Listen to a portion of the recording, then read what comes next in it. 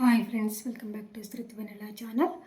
ఇప్పుడు నేను చెప్పబోయే కథ సాధన అంటే ఎలా ఉండాలి. దక్షిణ దేశంలో తిరువళ్ళూరు అనే పేరు వినని వారు ఉండరు.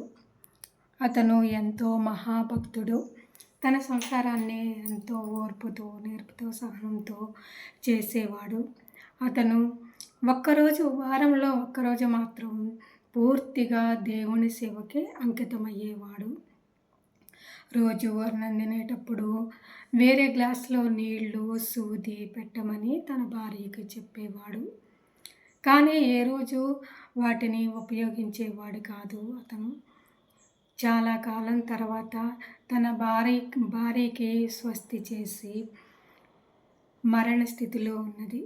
అప్పుడు ఆమెకి ఒక సందేహం వచ్చింది. వెంటనే తన భర్తని, స్వామి, రోజు అన్నం వడ్డించేటప్పుడు సూది, ఒక గ్లాసులో నీళ్లు పెట్టమని అడిగేవాళ్ళు. కానీ ఏ రోజు వాటిని మీరు ఉపయోగించుకోలేదు, ఎందుకని అని అడిగింది ఆమె. అప్పుడు దానికి అతను, అన్నం పరబ్రహ్మ స్వరూపము, అది కింద పడవేయకూడదు.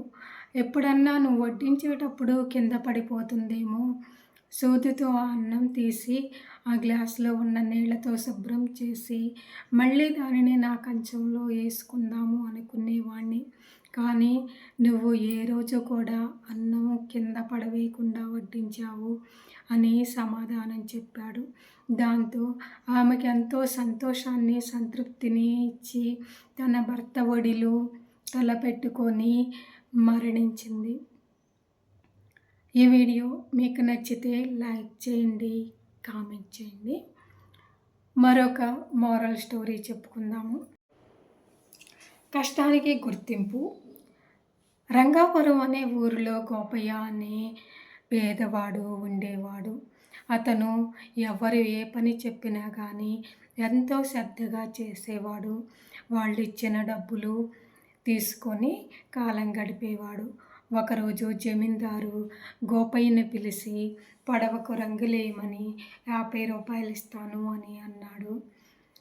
తను రంగులు వేయటానికి అంతకంటే ఎక్కువ డబ్బులే తీసుకోవాలి. కానీ ఎదురు సమాధానం చెప్పకుండా ఆ డబ్బులు తీసుకొని పడవకి రంగులు వేయటానికి వెళ్ళాడు గోపయ్య. తీరా రంగులు వేయబోయేసరికి ఆ పడవలో కంత ఉంది. ఆ కంతను పోడ్చకుండా రంగులు వేసినా ఏం ప్రయోజనం అనుకొని ఆ కంత పోడ్చి రంగులు వేశాడు. ఆ తర్వాత జమీందారు ఫ్యామిలీ అంతా ఆ పడవలో వేరే ఊరికి ప్రయాణమై వెళ్ళారు. ఆ మరునాడు జమీందారు నమ్మకరి వచ్చాడు. విషయం తెలుసుకొని, అయ్యో అయ్యగారు, ఆ పడవకి కంతుంది అని చెప్పాడు కంగారుగా. దాంతో జమీందారు గుండె జారిపోయినంత పని అయ్యింది.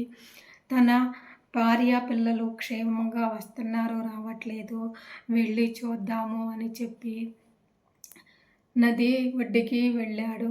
తన భార్య పిల్లలు క్షేమంగా తిరిగి వస్తుండటం చూసి సంతోషించాడు జమీందారు. తీరా వాళ్ళు ఒడ్డు చేరిన తర్వాత గబా పడవలోకి వెళ్ళి చూశాడు జమీందారు. పడవలో కంత లేదు. గోపయ్యనే ఒక్క రంగులు వేయమని చెబితే రంగులతో పాటు పడవ కంతను కూడా పోడ్చినందుకు ఎంతో అభినందించాడు. ఆ మర్నాడు గోపయ్యని ఇంటికి పిలిచి తను ఇస్తానన్న దానికంటే ఎక్కువ డబ్బులు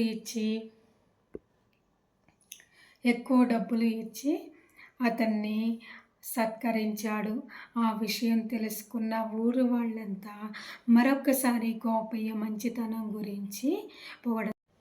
ఎప్పటికైనా నిస్వార్థంతో కష్టపడితే దానికి ఫలితాన్ని వస్తుంది అన్నది ఈ స్టోరీ చెబుతుంది.